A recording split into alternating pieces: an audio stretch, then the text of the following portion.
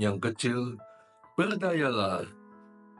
Renungan diinspirasi dari Injil Markus bab 9 ayat 41 sampai dengan 50. Sesungguhnya aku berkata kepadamu, siapa saja yang memberi kamu minum secangkir air oleh karena kamu adalah pengikut Kristus, ia tidak akan kehilangan upahnya.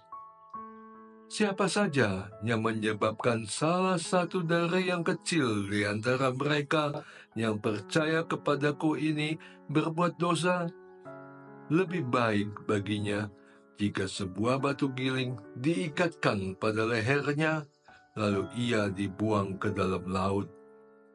Jika tanganmu menyebabkan engkau berbuat dosa, penggallah. Lebih baik engkau masuk ke dalam hidup dengan tangan buntung daripada dengan kedua tangan utuh pergi ke neraka, ke dalam api yang tak terpadamkan. Di tempat itu, ulat-ulatnya tidak mati dan api tidak terpadamkan. Jika kakimu menyebabkan engkau berbuat dosa, penggallah. Lebih baik engkau masuk ke dalam hidup dengan timpang daripada dengan kedua kaki utuh dicampakkan ke dalam neraka. Di tempat itu, ulat-ulatnya tidak mati dan api tidak terpadamkan.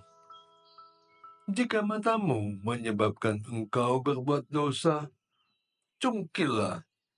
Lebih baik engkau masuk ke dalam kerajaan Allah dengan satu mata daripada dengan dua mata dicampakkan ke dalam neraka, di mana ulat-ulatnya tidak mati dan api tidak terpadamkan.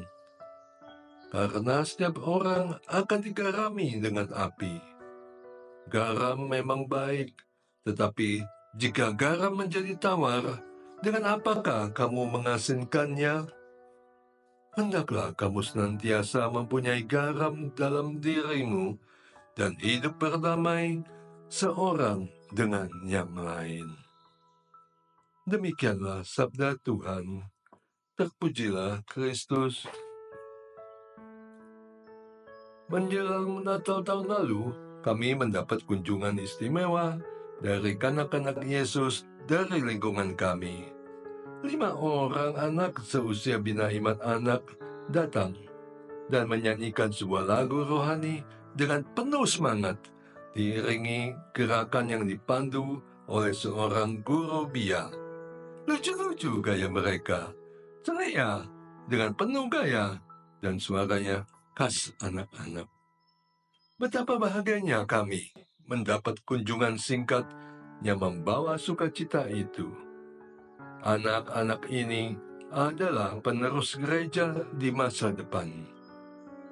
Tetapi dalam Injil hari ini, Tuhan Yesus berkata, siapa saja yang menyebabkan salah satu dari yang kecil di antara mereka yang percaya kepadaku ini berbuat dosa, lebih baik baginya jika sebuah batu giling diikatkan pada lehernya, lalu ia dibuang ke dalam laut.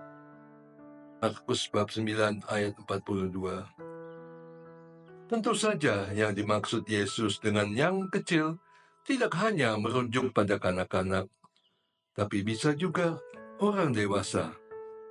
Kata yang kecil merujuk pada mereka yang kurang berdaya dalam mengambil keputusan.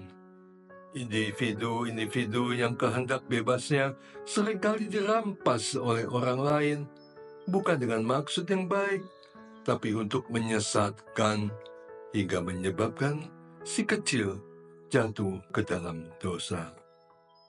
Contohnya, ada seseorang yang bekerja di sebuah perusahaan. Ia diperintahkan oleh pimpinannya untuk berbohong demi menyelamatkan perusahaannya yang menghindar dari bertanggung jawab. Ia terpaksa berdosa demi kelangsungan pekerjaannya. Pergumulan dalam hatinya sangat membebankan dirinya. Apalagi ia tahu firman Tuhan mengatakan, berbahagialah orang yang tidak berjalan menurut ajakan orang fasik, tapi yang tidak berjalan di jalan orang yang berdosa, dan yang tidak duduk di kelompok dan pencemooh. Mazmur bab 1 ayat 1. Sungguh menyedihkan Tuhan, bila ada orang yang karena kekuasaannya memaksa sesamanya yang lemah dan kecil untuk berdosa. Hal ini bertentangan dengan rencana mulia Tuhan, yaitu menyelamatkan mereka yang berdosa dan membawa mereka kembali kepadanya. Tuhan bahkan berulang kali menegaskan bahwa yang kecil memiliki tempat istimewa di hatinya. Mereka seringkali diangkat olehnya untuk menunjukkan bahwa kasih dan perhatiannya tidak pernah berpihak kepada yang kuat, melainkan kepada yang lemah dan membutuhkan pertolongan. Doa. Allah yang Maha Rahim, Engkau yang mengenal jalan orang benar, ampunilah mereka yang terpaksa berdosa karena kelemahan dan paksaan orang yang lebih berkuasa. Angkatlah mereka dalam kemuliaan-Mu. Dengan pengantaran Yesus, Tuhan dan Juru Selamat kami. Amin.